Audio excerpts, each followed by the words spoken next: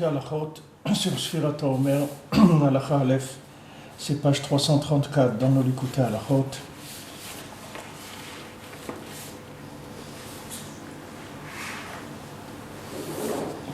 Dans le Chelek Gimel du l'écouter à la Chot. Donc, Inyan Sfirat HaOmer, Halacha Aleph. Al pi ha'ma'amar vayomer Hashem el Moshe kra et Yoshua.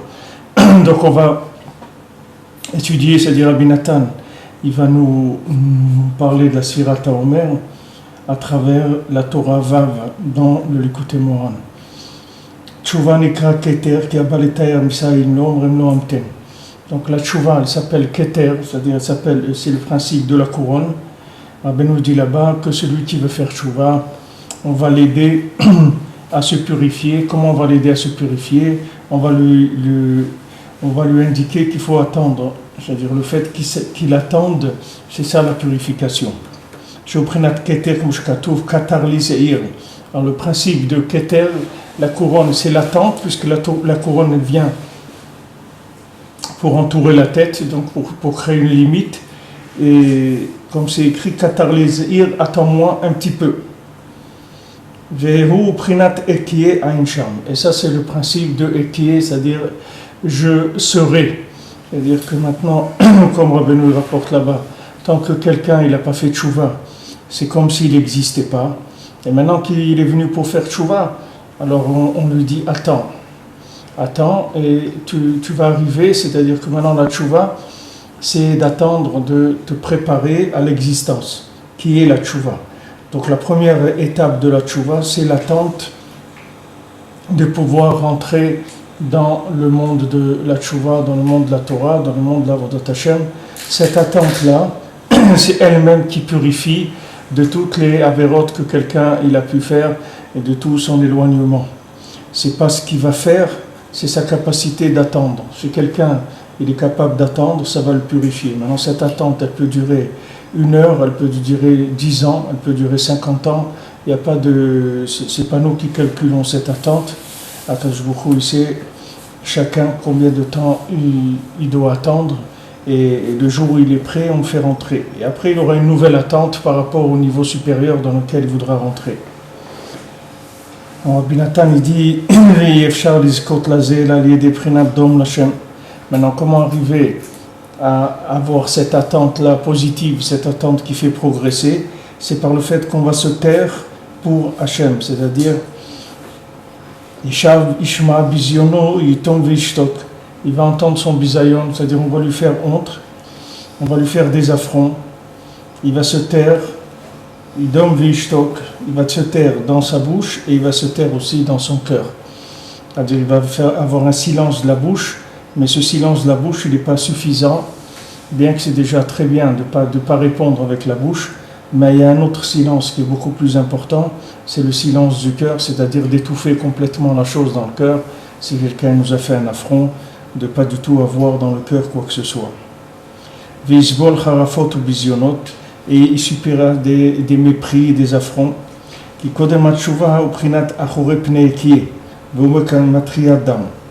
Avant que quelqu'un fasse tchouva, il se trouve dans achore pnei kie, c'est-à-dire qu'il se trouve dans le nom, il se trouve dans la non-existence.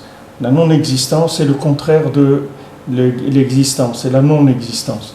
Et la non-existence, c'est quoi? C'est la gematria, c'est la valeur numérique de dam, du sang.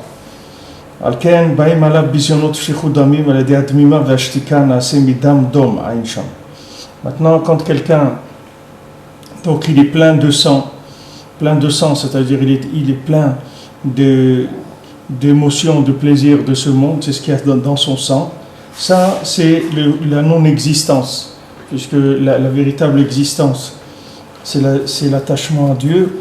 Donc, tant que quelqu'un n'arrive pas à s'attacher à Dieu, il se trouve dans la non-existence, il n'existe pas, puisque maintenant, qu'est-ce que c'est? C'est du sang, c'est-à-dire c'est quelqu'un qui est là dans la sensibilité, les émotions, les plaisirs, etc. Alors maintenant, comment il va transformer ce sang-là de dame, du sang, il va en faire d'homme, c'est-à-dire le silence. Le silence, il est purificateur, c'est-à-dire que ce silence-là, c'est quelque chose qui va lui permettre de nettoyer son sang. C'est-à-dire que la Gemara elle dit que le plus grand docteur, on dit le plus grand docteur, il va au Gehinam. Pourquoi le plus grand docteur, il va au Gehinam? Parce que ce docteur-là, c'est celui qu'on voit ici, c'est-à-dire c'est quelqu'un qui vient soigner un autre parce qu'il vient lui faire honte. C'est-à-dire il vient lui faire des affronts pour qu'il fasse tchouva. Alors maintenant, mais lui, c'est lui qui fait un affront. Alors c'est un problème pour lui, parce que de faire un affront à quelqu'un, c'est une avéra. Et en plus, si quelqu'un il fait un affront à quelqu'un en public, alors il n'a pas chelek leolam haba, c'est-à-dire c'est très grave. Alors, Hachem il met sa veuve si botte qu'il fait en sorte que des gens qui ne sont pas méritants, alors ils vont faire ce travail-là qui est un travail qui n'est pas tellement... C'est pas un travail tellement agréable puisque il va coûter assez cher à la personne qui va faire ce travail. Bémed Ravan Ben Nachman il dit dans Biro Lekoutim que comment il pose une question, il dit comment la tchouva de quelqu'un elle peut dépendre d'une avéra de quelqu'un d'autre. C'est-à-dire comment maintenant pour que moi je puisse faire tchouva, il faut qu'il y ait des gens qui me fassent des affronts. Donc ça veut dire que ma tchouva elle va dépendre, il y a quelqu'un qui va faire une avéra pour que moi je puisse faire tchouva.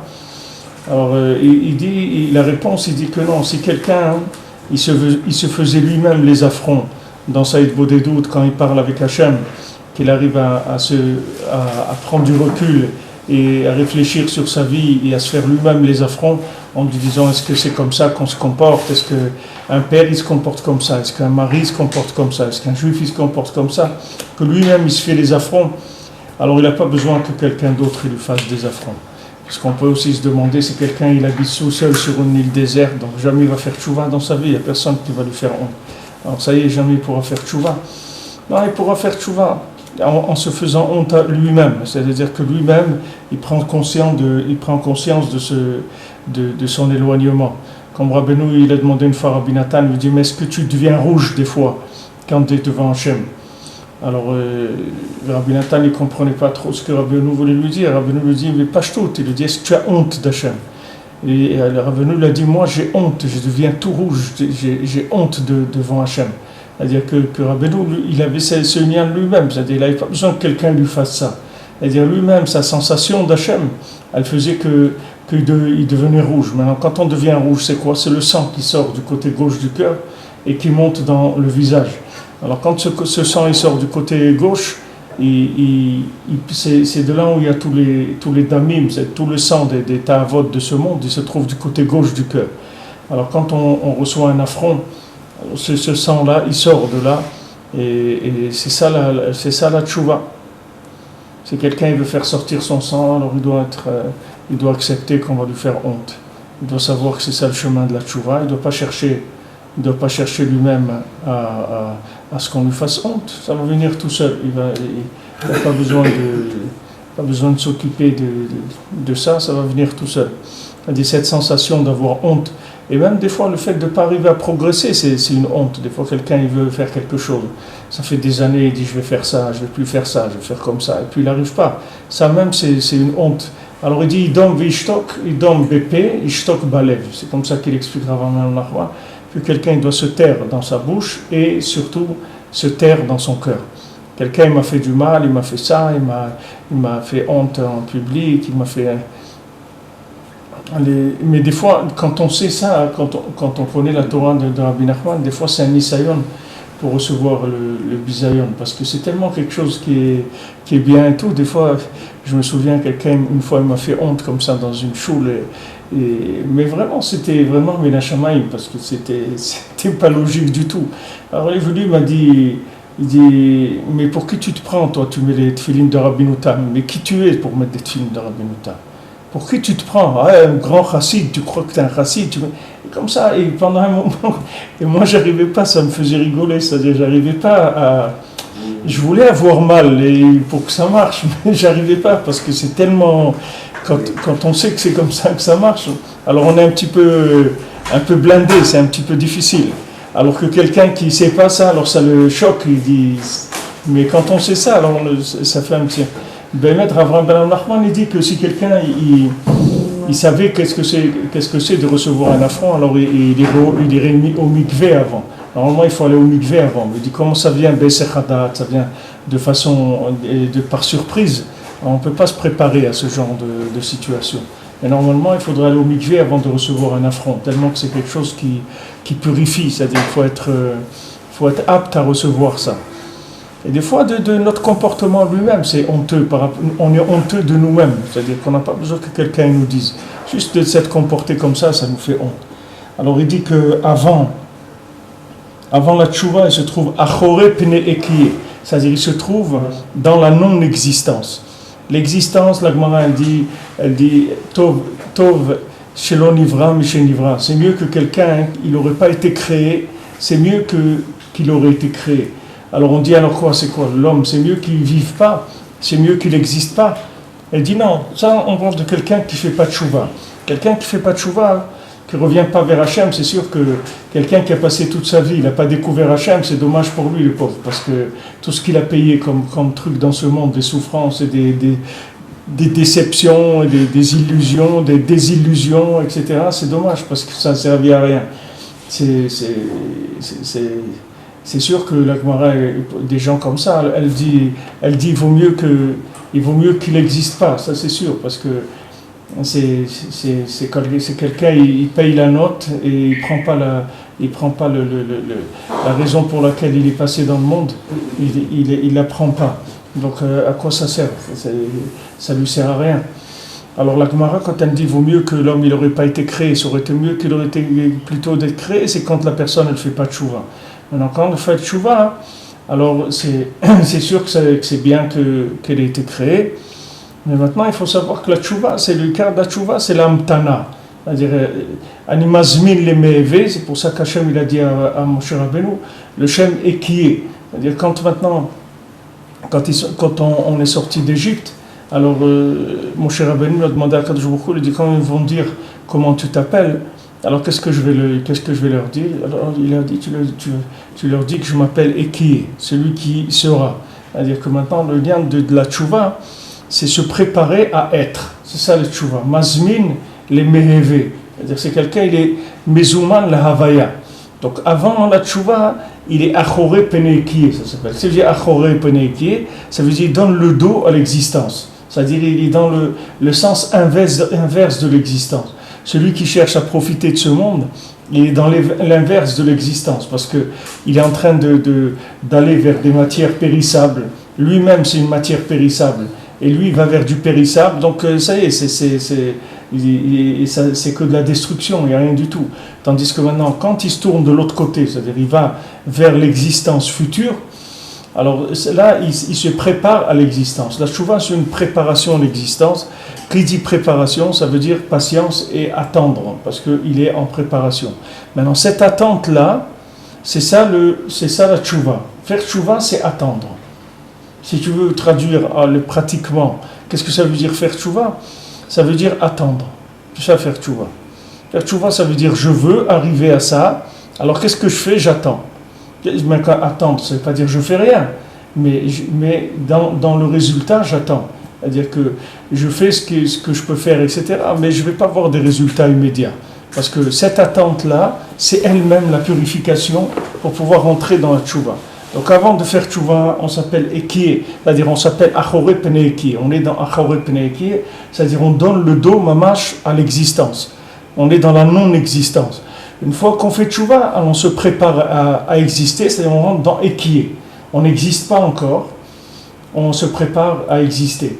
Maintenant, une fois qu'on est arrivé à rentrer dans le premier niveau dans lequel on doit arriver d'engagement avec Hachem, c'est-à-dire qu'on est mamash dedans, on n'est plus dehors, on est dedans. C'est-à-dire, comme on dit, Bnei Chala, c'est-à-dire les enfants du palais, c'est-à-dire ceux qui font partie déjà de la bourgeoisie du palais, ceux qui rentrent, qui font partie des gens du palais. Après, il va y avoir tchouva sur la tchouva, c'est-à-dire après, il va y avoir tout le temps un raffinement, parce qu'il va toujours avoir un progrès. Mais chaque fois qu'on va passer d'un niveau à l'autre, c'est ce même principe qui va se présenter. On voit par exemple le Révé quand il est en Eretz Israël. Quand il est revenu d'Eretz Israël, il a dit je veux pas qu'on... J'ai honte des enseignements que j'ai faits avant d'aller en Eretz Israël. C'est-à-dire, Rabbeinu ne voulait même pas qu'on parle des enseignements qu'il avait fait avant d'aller en Eretz Israël, parce que pour lui, c'était honteux.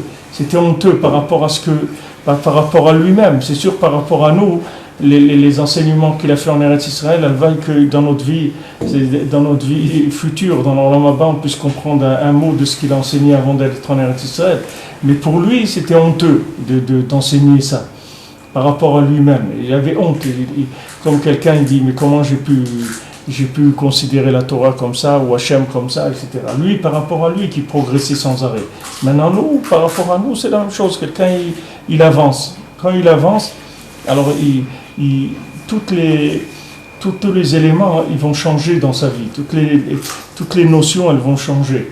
Quand quelqu'un progresse dans la Torah, alors il va voir sa femme différemment, ses enfants différemment, ses amis différemment, le Ham Israël différemment, Eretz Israël, il y a une vision des choses qui changent. Et après, cette vision encore, elle est tout le temps raffinable. C'est-à-dire, alors par rapport à l'existence prochaine, il s'appelle non-existence toujours. C'est-à-dire, tant qu'il y a une emprise de ce monde, alors ça s'appelle la non-existence. Une fois que maintenant on est rentré dans la salle d'attente, on s'appelle préparé à l'existence. C'est-à-dire, on est déjà dans la direction qu'il faut. Ça ne veut pas dire qu'on a fait quelque chose, mais pour l'instant, déjà, on sait où ça se trouve et on veut, et on commence à se préparer. C'est le principe de Ratzovachov, c'est ça? Ratzovachov, le principe de Ratzovachov, c'est le principe du Keter. Le principe du Keter qu'on a dit là, c'est-à-dire que c'est Keter, en araméen, Rabbeinu rapporte un passouk dans Yov qui est écrit Katar lizer, attends-moi un petit peu. Katar lizer. Katar, c'est la chaîne attends. Alors Keter, c'est le lien de l'attente, puis c'est la couronne qui vient entourer le cerveau, donc c'est Retzovachov, c'est justement pour qu'on puisse voir sans voir. Jusqu'à ce qu'on passe dans le niveau, et à ce moment-là, on voit. Et dès qu'on voit, alors après, on se rend compte que par rapport à ce qu'il y a à voir, on n'a rien vu encore. On commence à... C'est tout le temps comme ça. La Avodat Hashem, c'est tout le temps comme ça. וצריך לעשות תשובה, עין שם ואזי נעשה זה בחינת אדם, לשבת על הכיסא, בחינת ועל הכיסא, עין שם היתר. Donc après, il devient Adam, Aleph Dam, c'est-à-dire Adam, c'est Aleph Dam, il devient un homme qui peut s'asseoir sur une chaise, c'est-à-dire il devient un Ben Adam. Avant ça, c'est pas Adam, c'est Dam, c'est-à-dire c'est une boule de sang, c'est tout. Une fois qu'il a fait tchouva, alors il devient Adam, c'est-à-dire il peut s'asseoir sur un kissé, ça veut dire qu'il a une prina de malchut, c'est-à-dire il a un certain pouvoir, il reçoit un certain pouvoir, c'est-à-dire son pouvoir il commence à sortir, à exister, etc. Et là c'est le lien, il s'appelle Adam, comme dans la vision de Cheskel, du chariot de Cheskel, il dit là-bas, voilà qui c'est qui dmout Adam. Sur le trône, sur la chaise, il y avait comme un visage humain. C'est-à-dire que quelqu'un qui s'appelle Adam, il est au chef al kissé. Ça veut dire qu'il a, kissé, c'est le trône du pouvoir. Alors maintenant, Rabbi Nathan, Aleph, il nous a fait une petite akdama des éléments qu'il va utiliser de la Torah Vav pour expliquer le lien de Sfirat HaOmer. Maintenant, Hine Yemei Sfira Shem Yemei Tshuva, Yemei Tohar, Prinat Dam Nidut, Prinat Shiv'a Nikiyim. Maintenant, les jours de la Sfira, qui sont des jours de Tshuva, Yemei Tohar, ce sont des jours de purification. Mi Prinat Dam Nidut, du sang de Nida, c'est-à-dire le sang de Nida, ça veut dire c'est du sang qui est ménadé le Ben Adam, c'est-à-dire c'est du sang qui rend la personne bénidouille, c'est-à-dire ça la met en quarantaine par rapport à la Torah. Maintenant quelqu'un il veut rentrer dans la Torah. Alors maintenant quelqu'un il a reçu un éveil, Hachem il a éveillé, le tzaddik il est venu le chercher, etc. Ok, très bien, il vient, il dit ça y est, je signe, je rentre, etc. Mais maintenant cette personne-là, elle est complètement intoxiquée de ce monde. C'est pas parce que maintenant il a vu de la lumière c'est que lui va devenir quelqu'un d'autre. Lui, il est ce qu'il est. C'est pas parce que quelqu'un il s'inscrit au marathon que ça va le faire courir. C'est-à-dire c'est pas parce qu'il s'inscrit au marathon c'est pas ça qui va lui apprendre à courir.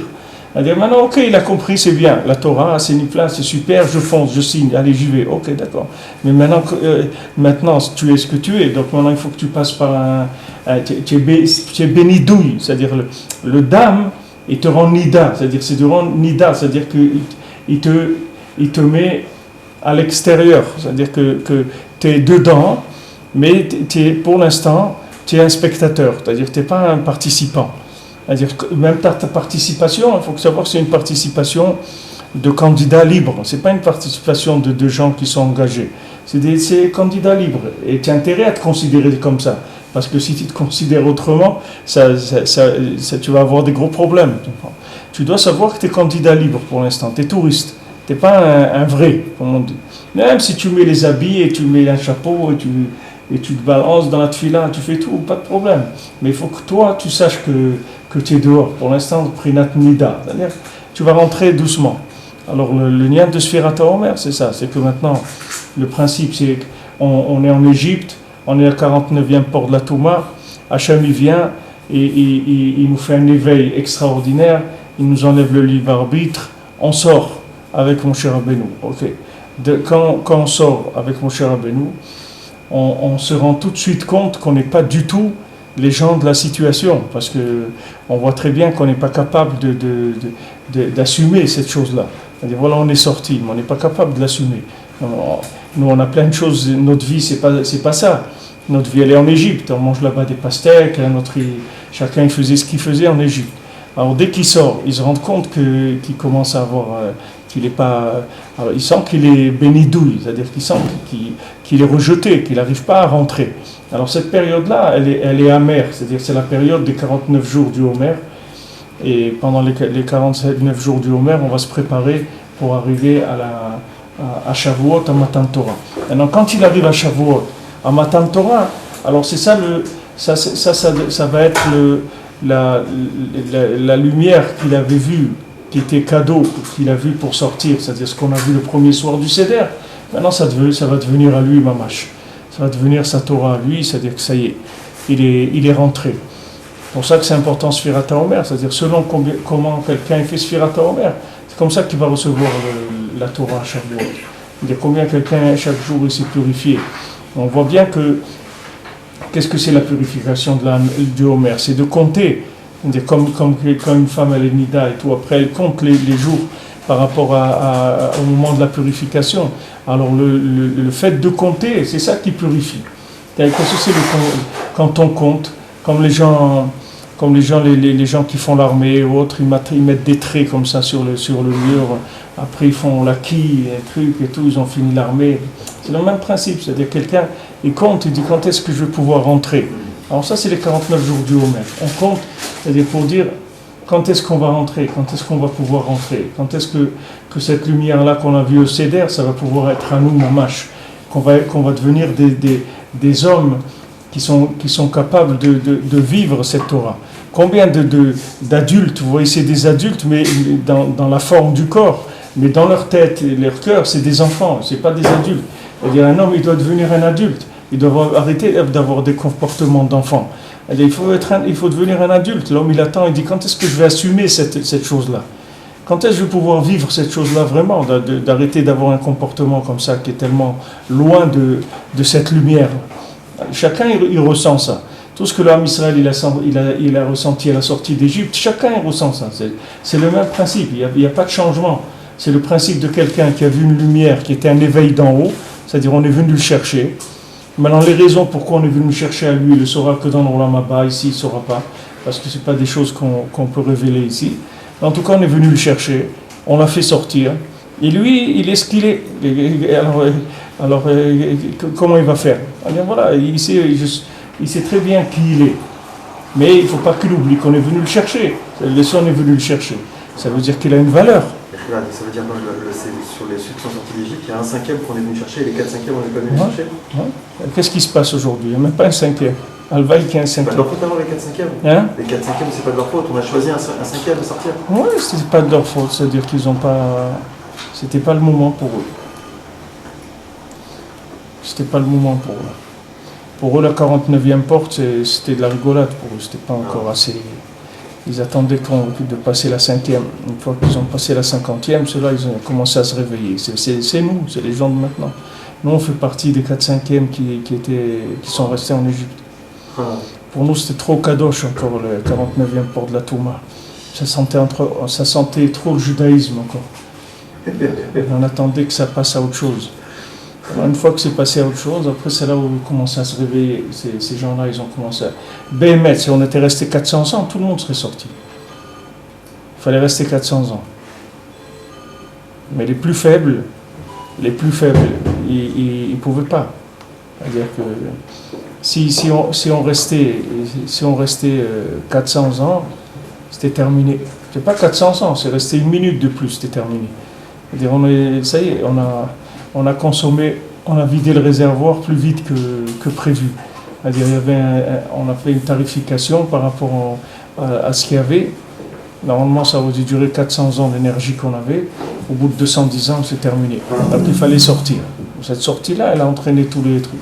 Maintenant, tous les balais de chouva, c'est comme ça. C'est-à-dire que les gens, les maassés, si on attend qu'ils soient prêts à sortir, il ne va jamais sortir. Alors qu'est-ce qu'on fait ? On lui envoie une dose de lumière qui lui brûle complètement le libre arbitre. Il sort. Mais une fois qu'il sort, il doit savoir que maintenant va commencer le jour le plus long. C'est maintenant que ça a commencé l'attente. Alors c'est contradictoire parce que d'un côté il a vu une lumière qui est une lumière extraordinaire et d'un côté il est paralysé, c'est-à-dire il ne peut rien faire. Il se sent loin, très très loin de ça, de toutes ces choses-là. Alors c'est comme ça qu'il y a la tchouva. Alors pendant le Homer, c'est ce lien-là de la purification, c'est-à-dire on compte pour dire quand est-ce qu'on va pouvoir rentrer. Alors c'est des jours où on se sent repoussé, on se sent éloigné. C'est pour ça que c'est des jours un petit peu difficiles. C'est un jour où il y a un peu de la rigueur et un peu de dinim dans la sphira, et c'est des jours où il y a pas mal de choses de simcha qu'on n'a pas le droit de faire, pas d'écouter de la musique, et combien de choses qu'on n'a pas le droit de faire parce que c'est des jours un petit peu difficiles. C'est des jours de prise de conscience qu'on est repoussé d'Hachem. Et c'est difficile de prendre conscience de ça. Là, ça amène de la rigueur, ça amène ces situations de dinim. Pourquoi ? C'est une situation où on est en train de réaliser un petit peu. Le premier soir de Pessah, c'est la fête. C'est la fête au village. Tout le monde est content. Waouh, super, le seder, truc et tout. Maintenant, on commence à devoir payer cet engagement-là et on voit qu'on n'a pas de quoi payer. C'est-à-dire on ne sait pas comment on va faire. C'est un peu dur, c'est une situation un peu dure. Prinat Shivani Ki, c'est comme les 7 jours qu'une femme elle attend, c'est 7 fois 7 semaines. Hem Prinat Omrim Lo Amten, c'est-à-dire qu'est-ce que c'est ces 7 jours ? C'est qu'on lui dit d'attendre. Kizeika Prinat Kla la Sphira, c'est ça le écart du principe général de la Sphira, comme c'est écrit dans les Sfarim. Dainu Sheve Pesach Sheu Trilat HaTshuva Sheu Semina Strachara, c'est-à-dire maintenant à Pessah que c'est le début de la Tshuva, qu'on sort mamash du pouvoir négatif, c'est-à-dire on est sorti du pouvoir négatif qu'il y avait sur nous. Prinat Yetziat Mitzrayim, on est sorti d'Égypte. Azhi Prinat Habal Etarer Misaim Lo, c'est celui qui vient pour se purifier, on va l'aider. Qui veut Pessah, Rikara Tshuva, l'aider Siwa Dilela, parce qu'à Pessah, le cœur d'Atshuva, c'est parce qu'il y a une aide d'en haut. À aider Torerut Elion, comme on va, par un éveil qui est un éveil d'en haut, comme c'est écrit. Et tout de suite après, on nous dit attends. Dainu Prinat Yemei Sphira, Shetrim Lehamtin Shiv'a Shavuot. C'est les jours de la Sphira où on doit attendre 7 semaines. Prinat Shiv'a Nekiyim, les 7 jours où on se purifie. Pour se purifier et se sanctifier avant qu'il soit zoché de la réparation de façon totale. Shoprinat Shavuot Kabbalat Torah, qui est Shavuot, le fait de recevoir la Torah, qui est d'élèch midarga le darga, pour pouvoir progresser, avancer de façon progressive. Les taken kol abgamim, réparer tout ce qu'il a fait comme faute. Chez Zeklal Prinat Yom Rishon chez Pessah, Vetekefachar Kar Sphira. C'est ça le principe. Premier jour Pessah et après Sphira, ça commence. Donc pendant la Sphira, il va réparer, à dire l'attente, c'est elle qui répare. C'est-à-dire, maintenant, quelqu'un, qu'est-ce qu'il a fait quelqu'un en Égypte? Quelqu'un, il a fait des bêtises, il a fait des avérantes. C'est-à-dire, il a été dans tout le nian du sang, du plaisir de ce monde, etc. Il a fait des avérantes, d'accord? Maintenant, il veut se sortir et il se purifier. Alors, la purification, c'est l'attente. La purification, c'est l'attente. Parce que le ikar de la Avodat Hashem, c'est pas l'action. Le ikar de la Avodat Hashem, c'est le ratson qu'il y a dans l'action. C'est-à-dire le ratson, le vouloir, c'est ça la neshama de l'action. C'est-à-dire si quelqu'un, maintenant, il fait des actions, mais il veut pas, il ne s'appelle pas des actions. Les actions, il faut qu'il y ait un vouloir dans l'action. C'est le degré de vouloir qui donne le niveau de l'action. Plus le vouloir il est fort, et plus l'action, elle est grande. Et comme la Gemara dit, que quelqu'un il voulait faire une mitzvah, et il ne l'a pas fait, non, c'est pas grave, il ne l'a pas faite, mais il voulait la faire. C'est ça le cas. Mais si quelqu'un il veut pas faire une mitzvah, il l'a fait, c'est pas, la mitzvah, elle a pas, c'est pas une yann de kavana, c'est une yann de ratson. La kavana, c'est autre chose. Kavana, c'est la kavana de la mitzvah. Mais le ratson, il y a des gens, ils font beaucoup de choses, mais ils ne veulent pas les faire. C'est-à-dire, au fond d'eux, si tu pouvais leur dire, maintenant, regarde, on arrête tout, ça y est, ça change, tout, ils seraient soulagés. Tu comprends? C'est-à-dire, ils ne veulent pas, c'est dur pour eux. C'est pour ça que c'est ça la tchouva. La tchouva, c'est que tu dois attendre. Pourquoi? Parce que pendant que tu attends, tu vas t'apprendre à vouloir sans faire. C'est ça le ikar du tikkun. C'est-à-dire que tu vois, au point de vue action, tu es nul. C'est-à-dire que tu vois qu'on ne te laisse pas rentrer, c'est-à-dire qu'il n'y a pas d'accès possible. On te dit, voilà, salle d'attente. Tu dis, ouais, mais attends, moi, j'ai envie de rentrer, etc. Attendez, c'est tout. C'est-à-dire, pendant l'attente, c'est là où tu vas développer un vouloir très très fort. Parce que si tu rentres dans l'action tout de suite, sans vouloir, tu vas te désespérer, parce que tu vas voir dans quel état tu es après tes actions, et tu vas avoir du youch, parce que tu veux dire, mais attends, comment, regarde, voilà, j'étudie 12 heures par jour, 14 heures par jour. Je connaissais un vrai, maintenant il est niftar, mais il m'a dit, il était au collège des années. Une fois, il m'a pris dans un coin, il m'a dit, Avram, je vais pas, avec toi, je peux parler, je peux te dire quelque chose. Il me dit, tu vois, Bémet faisait beaucoup d'efforts. C'était un homme qui faisait énormément d'efforts. Il avait des cahiers, il écrivait toutes les sougiotes, les trucs et tout. Après, il est devenu enseignant, il avait son shiur de Gemara, etc. Mais au bout de quelques années, il m'a dit, Avram, je vais te dire le Bémet, je ne crois pas en Dieu. C'est difficile de voir des choses comme ça. Imaginez-vous quelqu'un, il étudie toute la journée, il ne croit pas en Dieu. Il y a de quoi se désespérer. Tout ça pourquoi? D'où ça vient? C'est parce que la personne, elle n'a pas rangé le vouloir avant de rentrer dans le pouvoir. C'est-à-dire, elle a pris le pouvoir sans le vouloir. Donc, elle a l'impression que mais c'est pas vrai, il ne faut pas se laisser attraper par ça. C'est pas grave. C'est pas grave, ça. Parce que sa situation, c'est qu'il ne peut pas vouloir. C'est impossible. Parce que s'il pouvait vouloir, on n'aurait pas fait la mise en scène des 10 commandements pour qu'ils sortent d'Égypte. On ne leur aurait pas fait toute cette mise en scène. S'ils voulaient, on leur aurait dit, bon, il faut sortir, hein, c'est pas bon de rester là-bas. Et ils disent, c'est vrai, ouais, truc, allez, on sort, c'est tout. Mais toute cette mise en scène de retournement complètement de la nature, avec des miracles extraordinaires, tout ça, c'est pourquoi? C'est parce que les gens, ils ne veulent pas. Alors, comme ils ne veulent pas, alors il faut leur faire des mises en scène incroyables pour faire bouger la personne. Mais la personne, ce n'est pas de son vouloir à elle qu'elle est sortie d'Égypte. C'est qu'on a provoqué ça par des situations qui sont des situations hors normes. Si maintenant tu le laisses dans la norme, il va rester là-bas. Si maintenant, en France, il n'y a pas d'antisémitisme, tous ces gens que tu vois arriver tous les mois, 1000 par mois, ils ne vont pas venir. Pourquoi ils vont venir? Ils sont bien, chacun a son truc, ses habitudes, etc. Pourquoi tu veux qu'ils changent? Mais ce vouloir, ce n'est pas un vouloir de la personne elle-même. C'est un vouloir qui est provoqué par une décharge d'en haut. Bon, on a la Héara. La Héara, elle éveille, elle nous éveille. Ouais. Elle développe chez nous un sentiment de vouloir aller plus haut, quand on retourne au point initial. Ouais. C'est pas ça la Héara du vouloir. Non. Dire, le décalage entre moi, ce que j'ai vu, et ce que je suis Béhémet.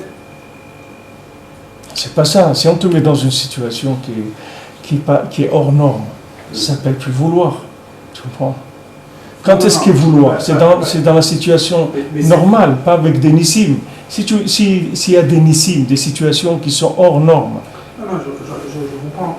Mais quand on dit qu'il faut travailler sur le vouloir, le vouloir qui commence après, si tu veux. Une fois que j'ai vu ce que j'ai vu, une fois que j'ai été... Ce que j'ai vu, c'est vrai pour me faire sortir, c'est tout. De l'emprise, des griffes de la citra. Alors j'ai eu une Ehara. Cette Ehara-là, c'était le moment où je me sentais proche, etc.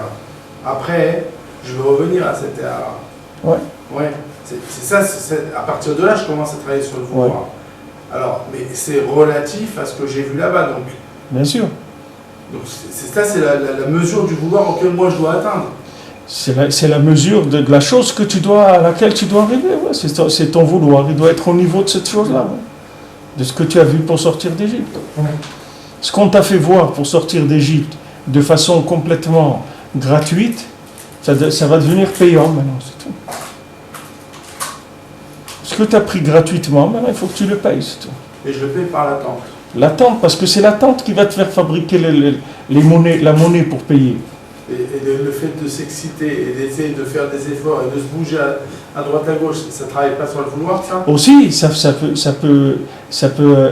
c'est sûr que l'action, c'est quelque chose qui entraîne la motivation, comme l'entraînement, et tout quelqu'un il s'entraîne. L'entraînement, ça fait de la motivation. Mais il faut savoir que c'est ça le Inan. Il ne faut pas croire que ça y est, je suis sorti d'Égypte, je suis un juif, c'est tout. Ah, je me prépare à l'existence d'un juif. Ça y est, je fais de l'entraînement, des trucs et tout pour devenir un juif. C'est-à-dire je rentre en salle de préparation. Mais la différence entre l'action dans la salle d'attente et la salle d'attente, c'est un type qui court dans la salle d'attente, ça ne va pas le faire avancer plus vite, quoi. Non, c'est-à-dire c'est surtout sa conscience. C'est-à-dire qu'il faut qu'il soit conscient que même s'il est en train de faire beaucoup de choses, mais il fait partie des gens qui font dans la salle d'attente. Ce n'est pas des gens de l'intérieur. Donc il ne faut pas qu'il soit déçu d'abord par des contradictions, parce qu'il va avoir des contradictions énormes chez lui. Tu comprends? Parce que dans la salle d'attente, c'est tous des gens qui sont... Une fois, ils ont demandé au Rav Besançon, ils lui ont demandé, mais pourquoi les Breslev ont du Bessimcha, la Simcha, on voit que les Breslev, en général, ils sont tristes, ils sont pas Bessimcha. Et alors, le Rav Besançon, il a dit, quand tu rentres dans une salle d'attente d'un cabinet, c'est pas des gens, tu vois pas des gens en forme, c'est pas des Jeux Olympiques, c'est des gens malades que tu vois là-bas. C'est la même chose. Des gens, ils viennent parce qu'ils sont en train de chercher une refoua. C'est normal que tu vois des gens qui ont des problèmes. C'est pour ça qu'ils sont là. Et tu ne veux pas voir déjà celui qui rentre dans la salle d'attente, tu ne veux pas le voir réparer. Attends, tu verras. Il y a quelques années, tu vas voir qu'après il va voir la Simcha, il va revoir tout. Mais pour l'instant, c'est sûr que c'est difficile pour lui. Alors, si tu veux, le problème, c'est rien que l'évaluation à l'intérieur de la personne, où elle se trouve. C'est ça qui est important. Si tu sais que maintenant tu es en préparation à l'existence, alors tu te demandes pas les résultats de quelqu'un qui existe déjà. Parce que tu sais que tu es dans une préparation pour l'instant. Et l'existence, ça viendra après. Pour l'instant, tu te prépares. Qu'est-ce que c'est se préparer? C'est-à-dire que tu vas te préparer à vouloir, tu vas apprendre à vouloir. Et ce vouloir, c'est ça qui va te tenir dans toutes les situations de ta vie. C'est-à-dire que tu voudras, n'importe comment que ça soit, tu voudras tout le temps. C'est-à-dire que quelqu'un qui a appris, qui a développé le vouloir, il n'y a rien qui peut le détacher d'Akadosh Baruch Hu dans sa vie. Même s'il ne fait rien, même s'il est dans ces situations où il n'a pas de tefilin, où il n'a pas de matzot, où il n'a rien du tout. Il n'a rien de judaïsme. Il n'a rien. Il est là, un corps et devant Hachem, c'est tout, mais il n'y a rien. Il sait qu'il y a Hachem à côté de lui, il parle avec lui, c'est tout. Mais il ne peut rien faire. Il ne peut faire aucune mitzvah, rien du tout.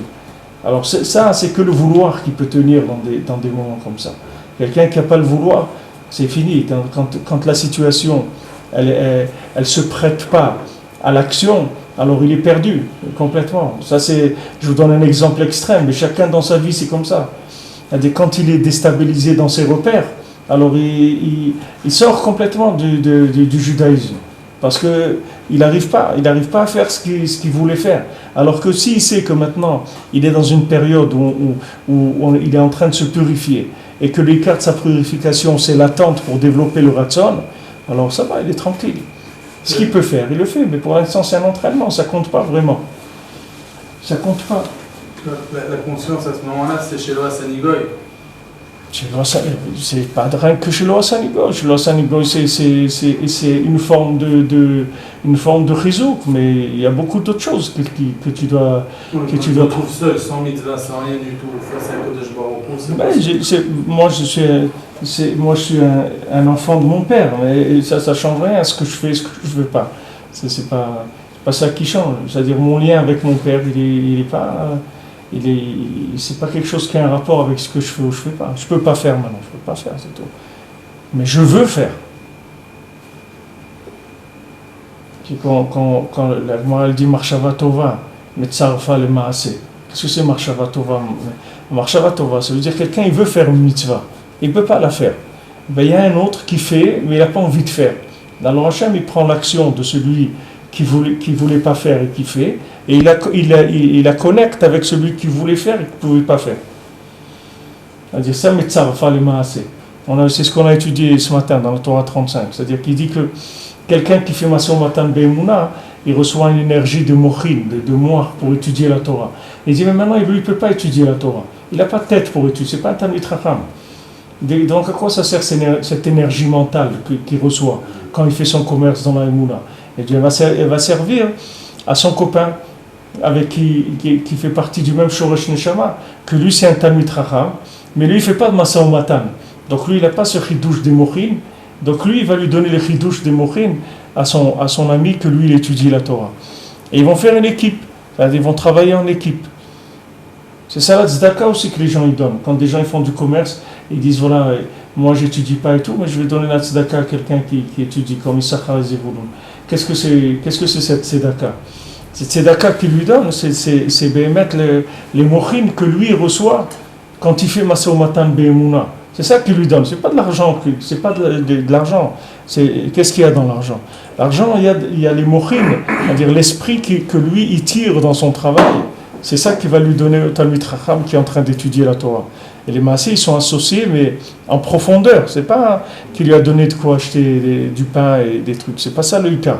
Le Ikar, c'est qu'il lui a donné de l'énergie que lui il prend quand il fait son commerce dans la Emouna, alors que l'autre, quand il fait pas de commerce dans la Emouna, alors il ne fait pas de commerce du tout. Donc il n'a pas ce renouvellement de l'esprit. Parce que lui, il est tout le temps dans l'étude et la prière, etc. Donc il prend le renouvellement de celui qui est dans le commerce. Ouais, c'est pour ça qu'on fait passer Zevulun avant Issachar. Parce que le Maaseh, c'est Zevulun le fournisseur du Issachar. Issachar, lui, il est dans l'étude et la prière. Mais qui est-ce qui lui donne l'énergie pour ça? C'est Zevulun qui lui donne ça. Zevulun, lui, il tire les chidouches de la Neshama, le chidouche du Moach, dans son travail, et il le donne. C'est pour ça ils travaillent ensemble. Maintenant, dans la Torah, quelqu'un qui a des retsonot, des retsonot très forts, et il n'arrive pas à faire, on va lui trouver un coéquipier. C'est-à-dire un coéquipier que lui, c'est un spécialiste de l'action, c'est-à-dire c'est un religieux de naissance, et son grand-père aussi, il était religieux, son arrière-grand-père c'était un rave, etc. Et lui maintenant, s'il pouvait tout envoyer balader, il aurait tout envoyé balader, mais il ne peut pas, parce qu'il est religieux et il est coincé par des situations qui font qu'il ne peut pas bouger de là où il est. Donc il est obligé de faire et de faire et de faire, mais il n'a pas envie de faire du tout. Alors on prend le vouloir de celui qui ne peut pas faire parce qu'il est malade dans son sang, qui s'est habitué à regarder la télé et à fumer des joints et des trucs comme ça. Et ce vouloir que celui-là il a, on le colle avec l'action de l'autre. Et ça fait quelque chose de beau, ça fait quelque chose de nifla. C'est pour ça qu'il faut toujours d'Ardout, l'Avat Israël et tout, parce qu'on est toujours en échange. On est toujours. Mais ni l'un ni l'autre, ils voient ça, quoi. Hein? Ni l'un ni l'autre ne voit ce que vous venez d'expliquer. Non. Mais chacun il a un mérite, parce que même un bonhomme qui fait semblant d'être juif, mais au fond de lui il est complètement détruit, c'est-à-dire ça l'intéresse plus du tout le judaïsme, et comme il est coincé, alors il fait, c'est un mérite ça aussi, parce que c'est une forme de bisayon, c'est une forme de honte. Les deux ils ont honte. Celui-là il a honte qu'il fait, et que les Maaseh il est en lui, s'il pouvait aller faire du surf à Hawaï, il aurait couru, tu me prends, mais il ne peut pas. Il est coincé. Et l'autre, il a honte parce qu'il aurait tellement aimé être un vrai juif dans l'action, et il n'arrive pas parce qu'il est intoxiqué par les avérotes qu'il a faites. Alors les deux, on associe les deux façons de faire et ça donne quelque chose de nifla. Et celui qui travaille, il est obligé de s'associer à quelqu'un pour faire son Maser Matan Be'emuna. Est-ce que c'est possible de faire le Maser Matan Be'emuna? Non, c'est pas qu'il est obligé, il est associé. Il faut qu'il trouve quelqu'un pour qu'il donne l'argent. Non, il va donner l'argent, ça va.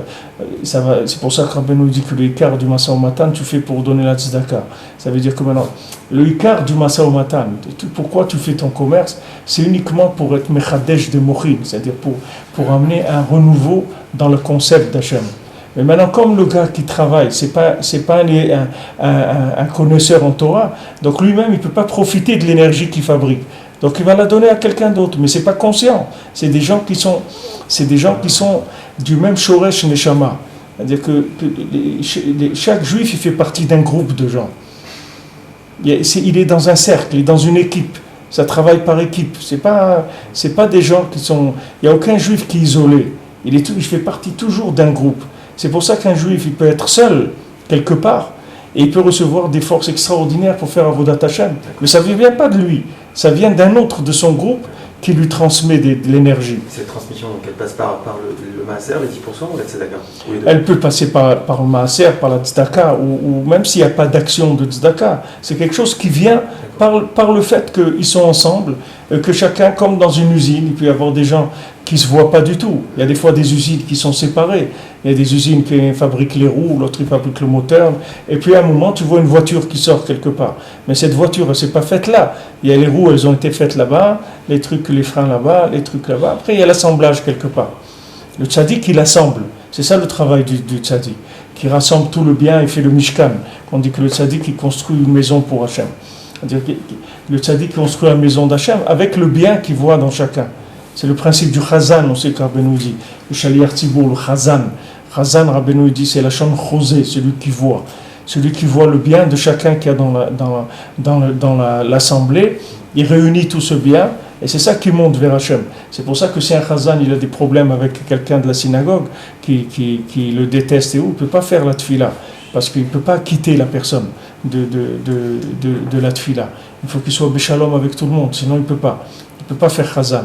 Alors tu peux dire, mais qu'est-ce qu'il y a? Il sait bien chanter. C'est un spécialiste des piyutim et tout. Mais c'est pas ça qui est le Ikar. Il faut voir la machine derrière si elle marche. Si elle ne marche pas, ça ne sert à rien tout ça. Donc tout c'est basé sur ce principe-là d'échange profond qu'il y a dans les choses. Tu as dit échange, donc il lui donne celui qui travaille lui donne de la hitrachut, et de l'autre côté, qu'est-ce qu'il lui donne, celui qui étudie? Celui qui étudie, ouais. Ben lui, il va lui donner le résultat de la dvekout d'Hachem, c'est-à-dire que lui, ce qu'il fabrique avec cette Torah-là, c'est-à-dire plus de compréhension d'Hachem, plus de vision d'Hachem, lui, il lui donne ça, c'est-à-dire il reçoit ça. C'est pour ça qu'on voit des fois Kadosh Baruch Hu, il va maintenir quelqu'un dans les... C'est-à-dire si quelqu'un est très fort dans le Ratzon, Hachem il peut le maintenir toute sa vie dans la salle d'attente. Que jamais il va faire quoi que ce soit. Parce que c'est tellement un spécialiste du Ratzon, il veut tellement qu'on ne va pas le laisser rentrer. Parce que sans vouloir, on en a besoin beaucoup plus. Des gens qui travaillent, il y en a plein, qui travaillent sans vouloir. Mais des gens qui veulent sans pouvoir, il n'y en a pas beaucoup. Donc on a besoin beaucoup de ça. C'est le lien pourquoi les Avot, Hachem ne leur donnait pas d'enfants. Parce que ce vouloir-là, ils savaient que s'il leur donnait les enfants, ça y est, ils n'avaient plus être comme ça. Cette prière, ces pleurs, ce vouloir tellement fort. Alors il les disait, attends, c'est tout. Il était, regarde Avraham Avinu, à 100 ans, il a attendu pour avoir son fils. Pourquoi attendre tellement? C'est Avraham Avinu, quoi, Hachem, tu l'aimes pas, pourquoi tu ne donnes pas un fils, etc. Il dit non, c'est pas ça qu'il faut voir. C'est que le Ratzon qu'il avait, c'était quelque chose qui était tellement extraordinaire qu'Hachem, il le maintenait dans la salle d'attente, sur ce lignal-là. C'est pour ça qu'il ne faut pas se faire de soucis. C'est-à-dire que, même si quelqu'un voit qu'il est... Rabbeinu, il dit ça, il dit, ou Bashemesh Vetaer, il y a des gens, jamais... Biat Shimsho et Taharato, la Mishnah dit. Elle dit que quelqu'un qui a été tamé, alors il a compté les jours, et si c'est des jours, ça dépend du degré de Touma, mais même si c'est un jour, il peut amener un korban, mais pur, il n'est pas pur encore. Il sera pur que le soir, quand la shkia, quand le soleil il va se coucher. Biat Shimsho, le coucher de son soleil, Hitarato, c'est ça sa purification. Alors Rabbeinu l'interprète ça sur la vie de quelqu'un.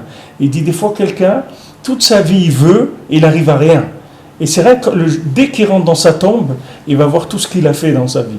Les maasés, lui il a voulu, il n'a rien fait, et il va voir que lui, il a alimenté 10 000 personnes dans sa vie. C'est-à-dire il portait sur lui 10 000 personnes. Il ne savait pas, lui il n'arrivait à rien. Lui, tous les jours, il voulait faire la prière honnête, s'il se levait à midi. Tous les jours, comme ça. Et il pleurait, et truc. Il va aller au mikvé, juste 5 minutes, ça y est, le midi, il a fermé. Il va un truc, et il n'arrive pas. Il pleure, et j'arrive pas, un truc. Il est comme ça, tout le temps retourné. Tout ce qu'il veut faire, ça ne marche pas, il n'arrive pas, etc. Et il pleure devant Hachem, il dit pourquoi, un truc. Et on le maintient là-dedans. Parce qu'avec ça, on va sauver tous les gens que eux, ils roulent en Mercedes, mais ils n'ont pas envie du tout de ça. C'est facile pour eux, ils ont les accès partout, c'est facile de faire pour eux. Ils ont l'habitude, ils connaissent tout par cœur, tac, tac, tac, etc. C'est facile pour eux. Mais seulement, il y a juste un problème, c'est qu'ils n'ont plus envie. Et ça, c'est un problème grave. Alors, on va l'utiliser à lui. C'est pour ça que Biat Shimsho est Arato. Des fois, il y a des gens, c'est quand ils se couchent dans la tombe, c'est là où ils voient que Béhémet, il a fait énormément de choses, mais il ne savait pas. C'est ça qu'il ne faut pas se décourager. Si quelqu'un voit qu'il n'arrive pas il ne faut pas qu'il se décourage, au contraire. Il faut vouloir demander à Hachem, mais fais-moi rentrer un petit peu, au moins, pitié de moi, je vais rester dehors tout le temps. Fais-moi rentrer un peu, que je vois au moins un peu que j'ai fait quelque chose dans ma vie. Et des fois, malheureusement, les gens, ils arrivent à des cas de conscience comme ça, qui sont très difficiles, mais il ne faut pas se décourager. Et nous, on va vers ça, c'est-à-dire que les maasés, nous, on est en train de réparer. Nous, on est le chet on répare le chet depuis Adam Arishon. Parce que nous, on est en train de réparer tous les gens qui ont fait sans vouloir. Et comme nous, on n'arrive plus à faire aujourd'hui comme il faudrait, alors qu'est-ce qu'il nous reste ? Il nous reste que du vouloir. Et c'est pour ça qu'on est nous la réparation du monde. On est la réparation de toute l'humanité. Parce que qu'est-ce qui manquait à l'humanité ? C'est que ça, c'est ça qui lui manquait. Qu'est-ce qui manquait aux gens qui sont sortis d'Égypte ? Il manquait qu'ils ne voulaient pas sortir, c'est tout. C'est ça leur problème. Sortir, ils sont sortis. Matan Torah, ils ont eu. Donc tout ça, c'est réglé déjà. Il y a eu ça déjà. Mais vouloir, non, ils ne voulaient pas. Ils ne voulaient pas la Torah, ils ne voulaient pas sortir d'Égypte. Je dis, pourquoi là-bas on était bien, qu'est-ce que tu nous as fait sortir ? Pourquoi il manque des tombes dans l'Égypte ? Tu nous as amenés pour mourir dans le désert. La Torah, c'est la mort, les trucs, tu vois, les quartiers des religieux, les gens, ils jettent les poubelles devant les maisons, ils se disent, mais bonjour, c'est quoi cette vie-là ? Moi, j'habitais dans des trucs avec des goïms, tous les jours, on disait bonjour monsieur, c'était toujours propre, des trucs impeccables, c'est quoi qu'est-ce que je fais là-dedans ? C'est quoi ? Et le gars, il est là tous les jours, Trazek, allez, encore, on y va encore tous les jours. C'est ça qui manque. Des gens Matan Torah, il y a eu déjà. On n'aura pas besoin de Matan Torah, il y a eu déjà Matan Torah. Des grands dans la Torah, il y a eu comme il n'y en aura jamais. Des Talmidei Chachamim, il y en a comme il n'y en aura jamais. Les gens croient que ce qu'il faut arriver, c'est être un Talmid Chacham. C'est pas être un Talmid Chacham. Il faut arriver à vouloir être un Talmid Chacham. C'est à ça qu'il faut arriver. Il faut arriver à vouloir toute la journée. C'est à ça qu'il faut arriver. Que tout ce que tu fais, c'est avec un vouloir extraordinaire. Un ratson nifla, une ahava pour Hachem, un vouloir extraordinaire. Et les mains, tu fais rien. Mais sache que tu t'es associé avec les plus grands dans le monde, que eux, ils ont fait énormément de choses, mais ils ne voulaient pas. C'est ça la réparation du monde. Ou actuellement, ou même d'avant, ça vous dites. D'avant, Békar d'avant. Parce qu'actuellement, il n'y a pas tellement des gens qui arrivent. Il y a des gens très grands dans la Torah, mais que le ratson, il était faible. Finalement, personne ne voulait sortir. Ni le 1/5, ni le 4/5. Il n'y a pas de différence. Alors, finalement, il n'y a pas de différence. Après, on l'a dit, toi tu sors, mais personne ne voulait réellement sortir. Réellement sortir, personne. 100% ne voulait pas sortir. Il n'y a personne qui voulait sortir. Il n'y a personne qui veut faire tchouva. Tu crois que les gens veulent faire tchouva ? Qui est-ce qui veut faire tchouva ? Pourquoi quelqu'un va faire tchouva ? Qu'est-ce qui va s'embêter à rentrer dans ces trucs-là ? Il est là, il vit FKR, il mange ce qu'il veut, quand il veut, il se lève, il dort quand il veut, il fait ce qu'il veut. Il dépense son argent, il n'a pas besoin de donner des maaser, de payer des trucs, des aliyot à la Torah. Quelle prise de tête Parce qu'il n'y a personne qui a envie. Mais on le force à faire tchouva. On le force, on envoie une lumière qui lui enlève son libre arbitre. Et maintenant, on lui dit, regarde, c'est beau. Il dit, magnifique, ça te plaît, extraordinaire. Ok, alors attends. Et on viendra te chercher, quand ce sera le moment, on viendra te chercher. C'est une mission de fou pour Moshe. Hein? C'est une mission de fou pour Moshe. Ouais, ça s'appelle mission impossible. Normalement, c'est mission impossible. Mais c'est bon, c'est... Le type en un seul temps, il peut être un chef-d'œuvre clé comme ça. Il peut quoi? Il peut être on dit un cli brisé comme ça. Ouais.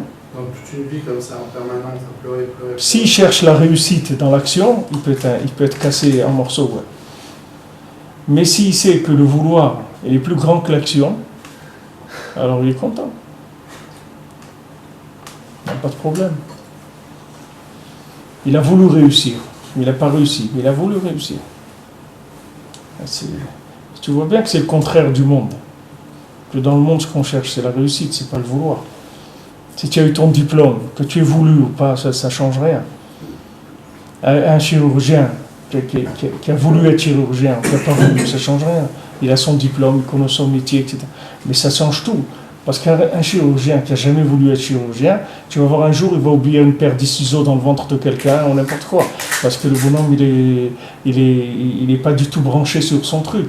C'est-à-dire, il le fait parce que c'est un métier, que sa mère lui a pris la tête pour qu'il fasse chirurgien, donc il l'a fait, etc. Et ça rapporte de l'argent et tout. Mais il ne vit pas son métier, c'est un type dangereux. C'est-à-dire, ces genres de personnes, il faut se sauver d'eux. C'est pas des gens fréquentables. Parce qu'ils sont dangereux dans leur métier. Puisqu'il y a des gens qui ont le savoir-faire, mais ils n'ont pas le vouloir. C'est dangereux. Parce que le gars, il ne cherche pas du tout à arranger quoi que ce soit. Tu vois, des fois, tu rentres chez des commerçants. Tu vois, un commerçant, c'est un employé.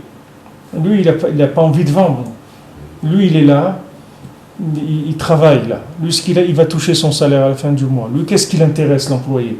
Disons, quelqu'un, il est caissier dans un supermarché. Qu'est-ce qui l'intéresse? C'est qu'il n'y ait pas de client. Comme ça, il téléphone à son copain ou à quelqu'un toute la journée. Il est là, il est assis, il attend, il n'y a pas de client.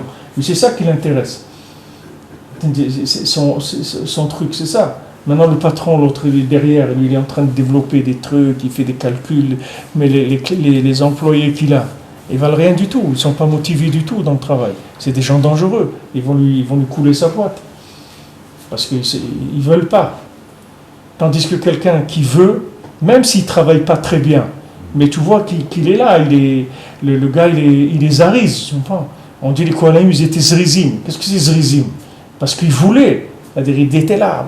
Si c'est moi qui vais tirer au sort pour faire ça, un truc et tout. Il voulait, tu vois, il faisait la queue pour rentrer dans... C'est ça le Icar de la Avodat Hashem. Tous ces Kohanim qui venaient, qu'on les tirait au sort, et les autres, ils rentraient chez eux. Ils prenaient leur clic et leur claque et rentraient à la maison, c'est tout. Ils n'avaient rien fait. Il y a des gens, tous les jours, ils venaient, ils ne faisaient rien du tout. Mais ils voulaient. Ils voulaient faire. C'est pas lui qui a fait, c'est un autre.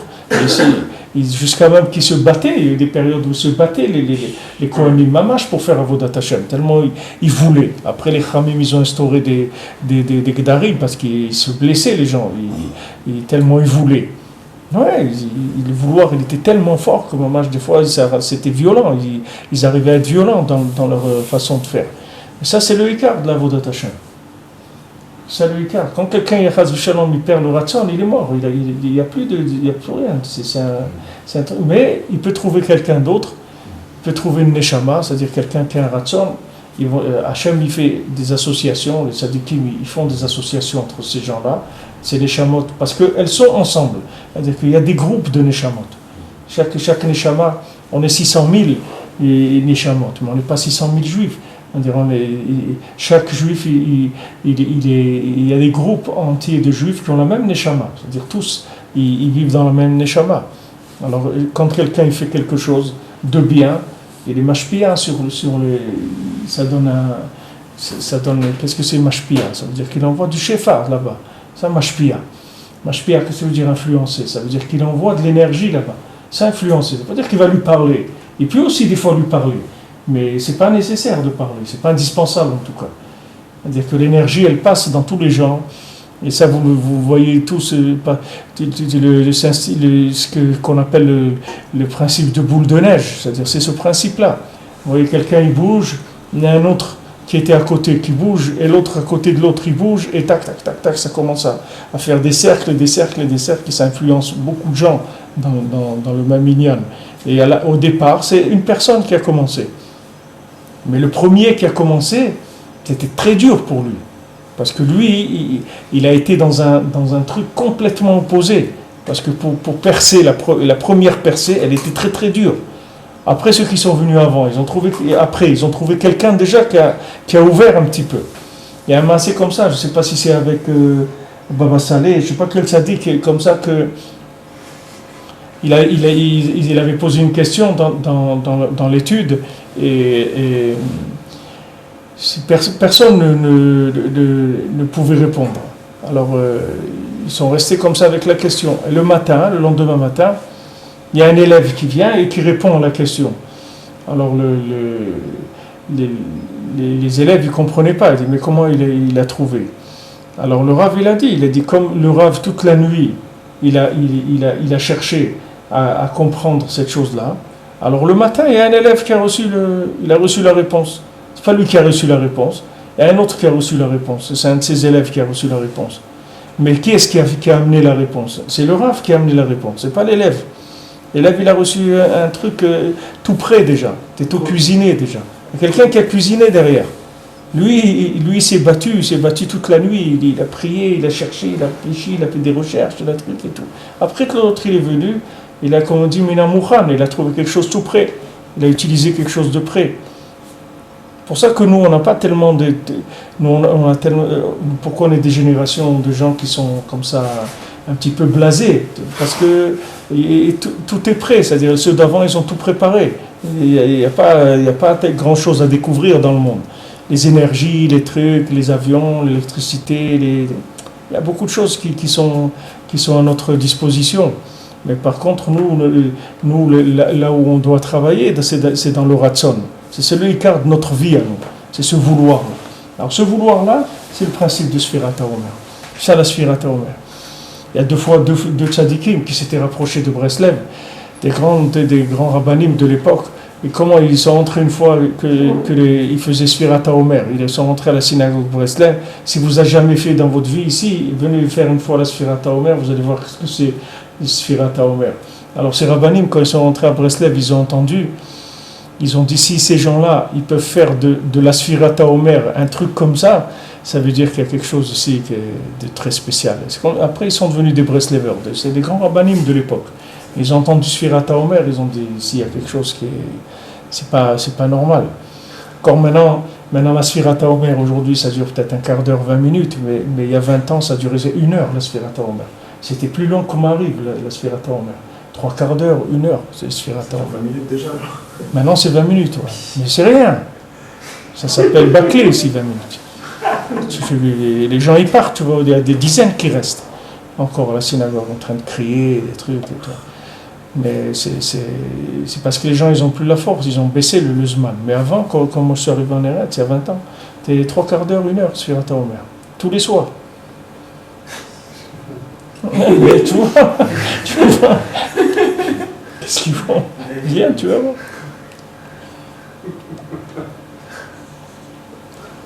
Moi, je mets un trait. Il compte. Tu vois quelqu'un, il compte de l'argent. Tu veux dire, qu'est-ce qu'il fait? Il compte, c'est tout.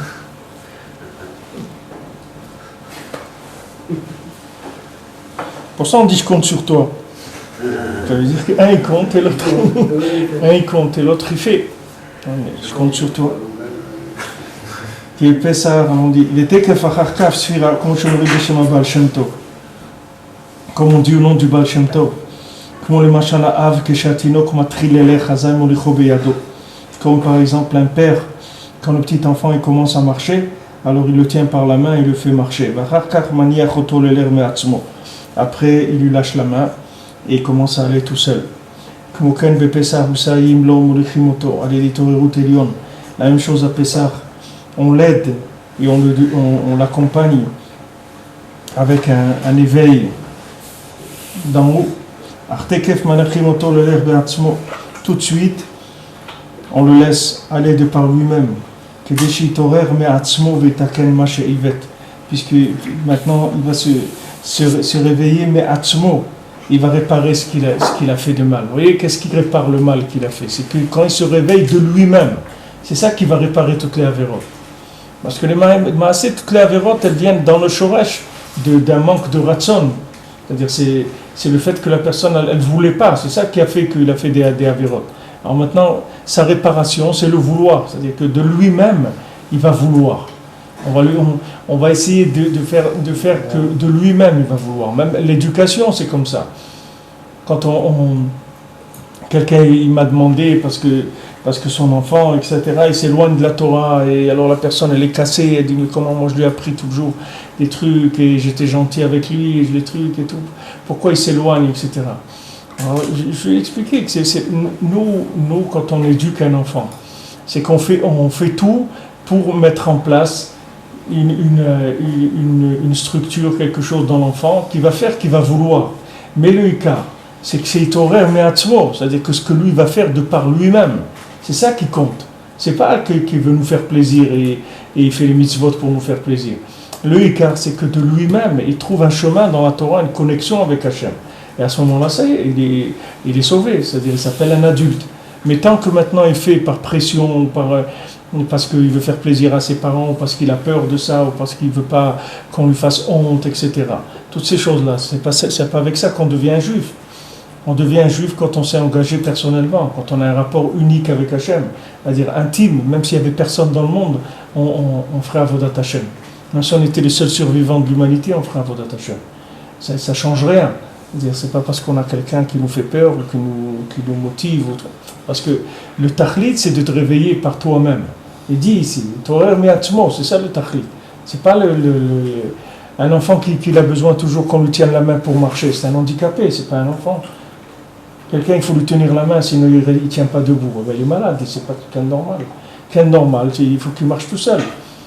On dirait dans Avodat Hashem, c'est pareil. Si quelqu'un a besoin qu'on le tienne de tous les côtés c'est pour ça que quand Yitro il est venu, alors le nom d'Hachem il s'est tellement élevé, parce que c'est Nifla. Yitro, c'est quelqu'un qui avait rien, qui avait besoin de rien, parce que c'était un homme, il était connu dans toutes les religions, il connaissait toutes les avodah zara du monde et les trucs et tout. Donc c'est pas un homme qui avait un problème social ou autre. Au contraire, pour lui de se rapprocher d'Hachem, c'était honteux par rapport à tous les gens qu'il connaissait. Il connaissait tous les curés, tous les bouddhistes, tous les trucs, tout du monde. C'était lui-même un patron dans tous ces milieux-là. Il dit, attends, quoi, tu as laissé tout ça, maintenant tu vas chez les juifs, toi aussi tu vas avec les juifs, ça y est, c'est honteux. C'est pour ça qu'on lui a rajouté un vav dans son nom. J'ai vu une fois un Breslever, il écrit ça, il s'appelait Yeter, après il s'appelait Yitro. Alors le Breslever, il a dit, c'est par rapport à la Tova Vav. C'est-à-dire que comme il a tellement dû recevoir des affronts et des trucs pour pouvoir se rapprocher d'Hachem, alors cette Torah Vav là qui parle du principe du Vav, c'est-à-dire de la connexion avec Hachem, comment faire, il dit qu'on reçoit des affronts, alors c'est ça qu'on lui a rajouté dans son nom. Et Yoshua, c'est pareil.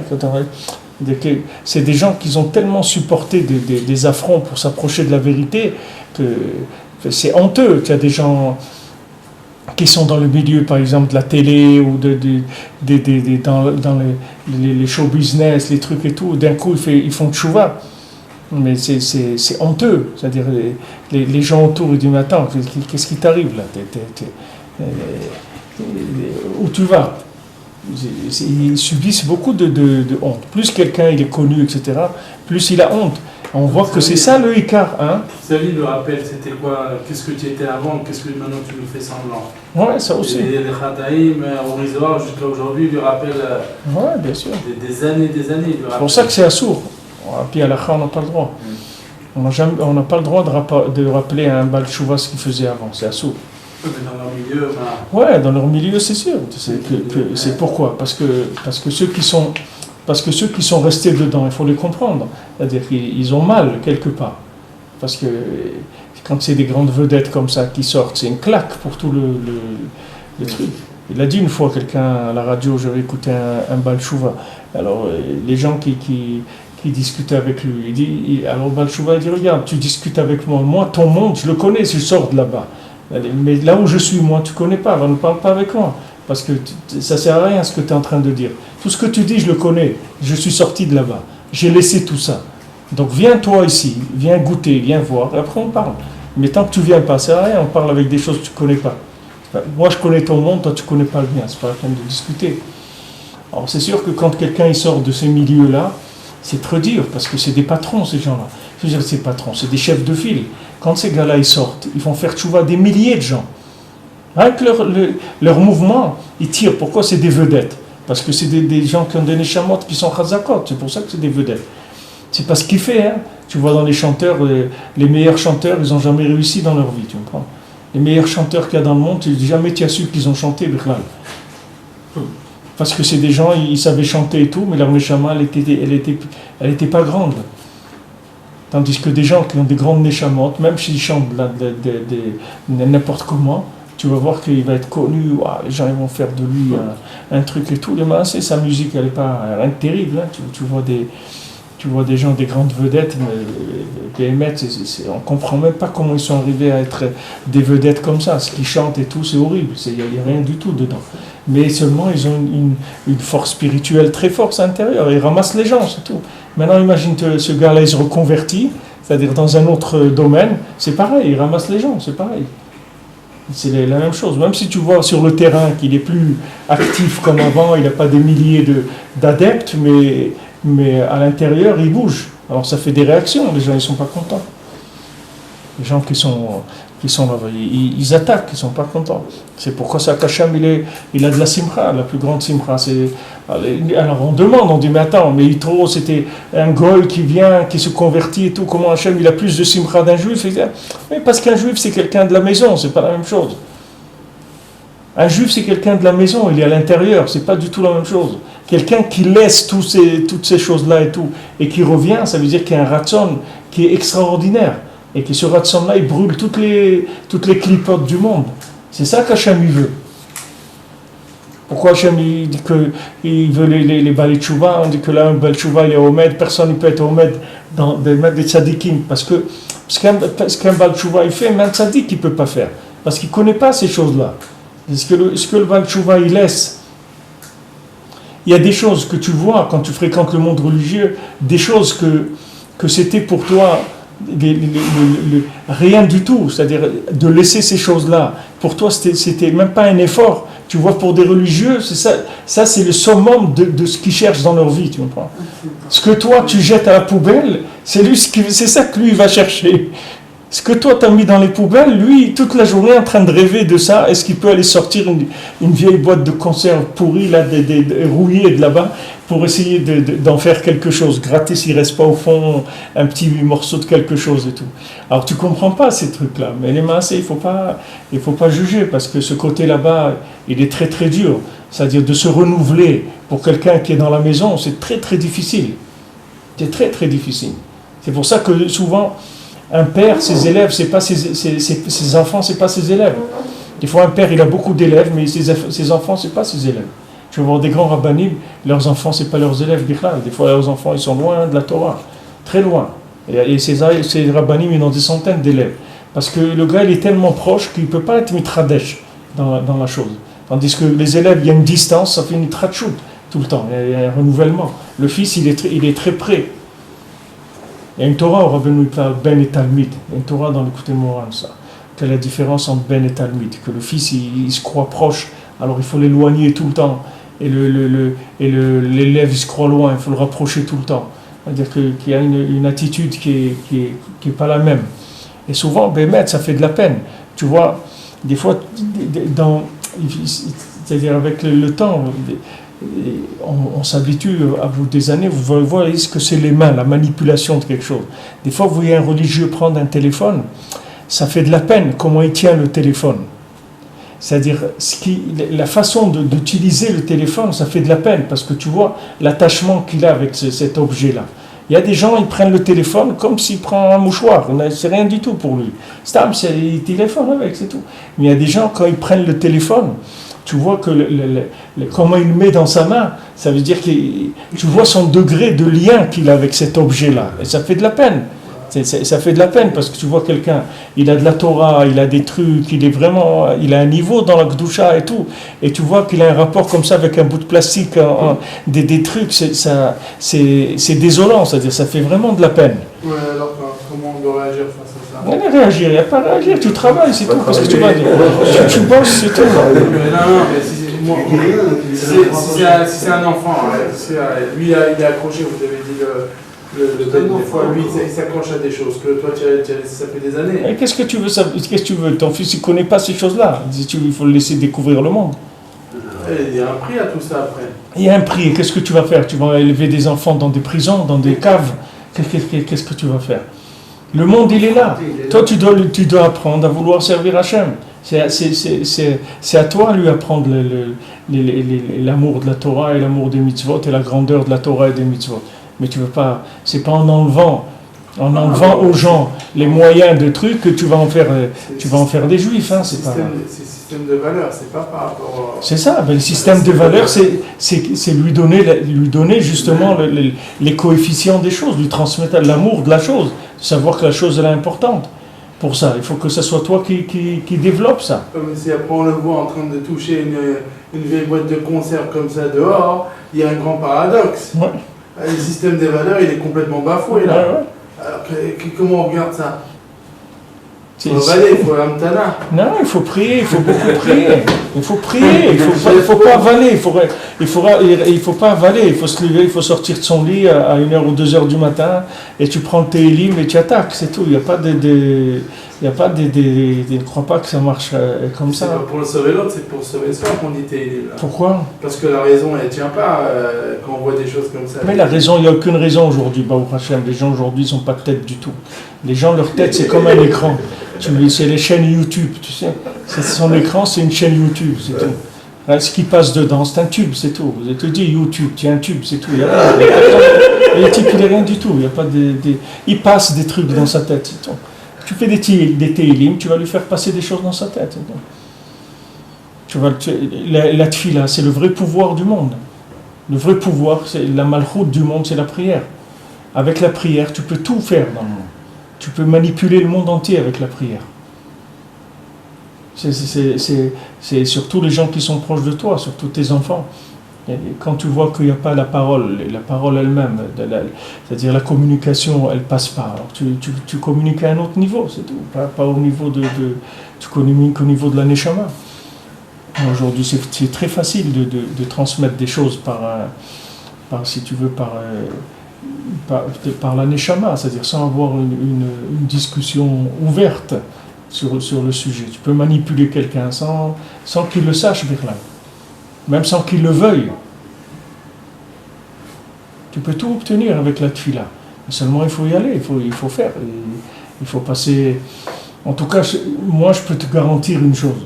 C'est que si tu passes 2 heures par jour à prier pour le chinour de tes enfants, moi je te garantis que tes enfants, tu vas avoir des enfants extraordinaires. 2 heures par jour. Tu peux prier 2 heures par jour, tu vas voir que c'est pas facile. Mais d'un autre côté, de pleurer après quand des enfants ils ont tourné au vinaigre, c'est aussi pas facile du tout. La Gemara elle dit, mais chayati gog ou magog, caché, tarbutra betor beto shlatan betor mechemet gog ou magog, c'est-à-dire c'est dur. Encore des enfants ils rejettent la Torah, ils ressentent pas la Torah, au truc, tu vois, c'est très très difficile. Mais en tout cas, sache que si tu t'investis dans la prière, tu es garanti, on ne peut pas dire 100% parce qu'il y a des rejbonot d'Hachem qu'on ne connaît pas, mais en tout cas, des alpi, des teva spirituels, c'est-à-dire tu les as mis dans ta poche, il n'y a pas de problème, c'est réglé. Tous les gens ici fonctionnent comme ça, qu'est-ce que tu crois? Tous les gens, tu vois qu'ils ont des enfants dans la Torah, tu crois que c'est comme ça marche. Et les gens, ils prient beaucoup. Beaucoup. Il y a des mamans, ils vont tous les jours au Kever Rachel, et des mamans, ils vont tous les jours au Kever Rachel et au Kotel, et ils prient tous les jours pour leurs enfants. Il n'y a pas aujourd'hui, qu'est-ce que tu vas faire? Si tu peux parler, alors parle. Mais il faut prier beaucoup. Et il faut beaucoup d'ahava, il faut les tenir avec l'ahava. Il faut beaucoup d'ahava, de simcha, de Shabbat. Il ne faut pas faire des tochachot, il y a beaucoup de méthodes dont on a parlé, on parlera de beaucoup de points. Mais déjà, bon, Hachem, ils sont bons, tu vois les enfants, ils sont bons, ils ne sont pas mauvais. Seulement, il faut savoir que la chaîne YouTube qu'il y a dehors, elle attaque dur par rapport à ce que tu vas lui proposer. Je dirais, il faut vraiment que tu sois, que tu sois un chidouche, parce que dehors, ça attaque avec des choses qui sont très puissantes. C'est rien, c'est nul. C'est-à-dire, c'est pourri, c'est rien du tout. C'est rien du tout une fois que tu as passé le truc. C'est que c'est comme un petit enfant, il va pleurer parce que tu lui as enlevé un petit morceau de plastique cassé qu'il avait laissé. Lui, c'était ça son truc. Il l'a trouvé, et tout, il avait des fantasmes sur ça. C'est sûr, une fois que tu l'as passé, c'est rien du tout. Mais quand tu le vois, c'est pas évident par rapport à ce qu'on leur propose. S'ils ont des enseignants qui les aiment, qui s'occupent d'eux, qui essaient de leur donner des... Il faut voir qu'est-ce que les maasés, il faut attaquer par les manques du système. Tu vois, où est-ce qu'il y a un manque dans le système? Regarde les systèmes de diffusion de la Touma. Regarde tous les systèmes de diffusion. Tu prends YouTube, tu prends tout ce qui est la télé, tout ça. Une chose, il n'y a pas. Bon Hachem, c'est qu'ils n'aiment pas les gens. Il n'y a pas d'ahava, tu comprends? Ça, c'est Nifla qui n'a pas ça. Tu comprends? Alors, c'est sur ça qu'il faut travailler. Ça, c'est un chidouche. Eux, ils n'ont pas pris ça. Alors qu'ils ont les moyens. Parce que si une télé, elle faisait un truc ouvert toute la journée, qui organise, tu vois, des réponses à toutes sortes de problèmes, qu'ils amènent chez eux des médecins, des psychologues, des conseillers comme ça, des trucs comme ça, etc. Et que maintenant, ils font une chaîne ouverte, que les gens, ils appellent, ils disent, voilà, c'est gratuit, appelez, on a le plus grand spécialiste dans tous les domaines. Vous voulez acheter une maison, vous voulez vendre une maison, vous avez un enfant qui ne sait pas lire, vous avez ça. Tout ce que vous pouvez avoir comme problème, appelez ici, on est là pour vous aider. S'il y avait ça, alors ensuite, BMF, ça serait dur. Mais il n'y a pas, bon, Hachem, ils n'ont pas ça. Ça n'existe pas. Ils n'ont pas le cœur. Il n'y a pas d'amour. Tu comprends? Alors c'est ça qu'il faut mettre. Parce que ça, si quelqu'un il touche ça, il est guéri de tout le reste. Tout le reste, c'est rien du tout. Parce que toujours, il va lui manquer ça. Là où il va aller, il va voir beaucoup de choses. Il va voir des cirques, il va voir des trucs incroyables, des nianimes, etc. Des choses extraordinaires. Mais de l'aimer à lui, il ne va pas trouver ça. Donc c'est sur ça qu'il faut travailler. Et avec ça, tu le maintiens dans la Torah. Tu lui permets de passer la crise, surtout l'adolescence, la crise d'adolescence. Entre 12, 13, 16, 17, 18, 19, tout dépend des jeunes. C'est l'âge le plus difficile. C'est très très difficile, il faut faire très attention. Chaque mot qu'on dit, il faut marcher sur des œufs. Faire très très attention. Chaque mot, chaque regard, chaque réflexion, ça peut être explosif. Faire très attention. Il faut rentrer dans des chassadim complètement. Il faut que l'autre il comprenne, l'enfant, il faut qu'il comprenne que tu souffres avec lui. Il faut qu'il le comprenne ça. Il faut qu'il comprenne que sa lutte à lui, c'est la tienne. Il n'est pas seul. C'est-à-dire que tu es là à l'aider, à lutter contre un problème qui vient de l'extérieur. Ce n'est pas son problème, ce n'est pas ton problème.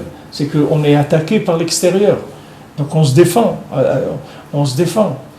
Comme s'il y a des ennemis, le fils il tient un fusil, le père aussi il tient un fusil, chacun il tire, il se bat, il se défend. Alors il faut être avec lui, il ne faut pas le mettre à lui comme un problème. Il faut savoir que son problème c'est le mien, c'est la même chose. On a les mêmes problèmes. On est ensemble dans la lutte. On s'aide. Alors ça, dès que c'est comme ça change tout, ça change tout le rapport avec le mal. Complètement, parce que l'enfant il se sent pas seul. Mais si on l'accuse et on lui dit c'est toi, il faut que tu te corriges, il faut que tu fasses des efforts, il faut que tu fasses, il faut. Alors on l'isole de plus en plus, Après qu'est-ce qui sort de ça? Il sort rien. Si le gosse il est fort, il va se débrouiller. Mais si le gosse il est faible, il va pas y arriver. Il a besoin, il faut être avec eux, il faut pas les lâcher. Et quand tu pries, il n'y a pas un plus grand lien que ça. Sache que quand tu pries pour quelqu'un, cette personne, elle va t'aimer. même si elle ne te connaît pas. Cette personne, elle va t'aimer, parce qu'il y a un lien qui se fait très très fort. Sans que tu parles, même si tu parles presque jamais avec lui. Mais le fait que tu pries pour lui tout le temps, ça fait un lien très très fort entre les gens. Ça crée un amour. Ben, c'est ça le cœur, c'est avec ça qu'on sauve le monde. On n'a pas besoin d'autre chose. La technique, après, c'est pas, chacun peut apprendre. Des manuels d'utilisation, il y en a, c'est pas un problème. Mais le cœur, c'est le lien, d'arriver à attacher les gens, qu'il y ait un contact avec la Gdoucha. Maintenant, sache que les épreuves qu'ils ont eux aujourd'hui, les jeunes, si on avait nous, à notre âge, on aurait eu ces épreuves-là, je ne sais pas ce qui serait resté.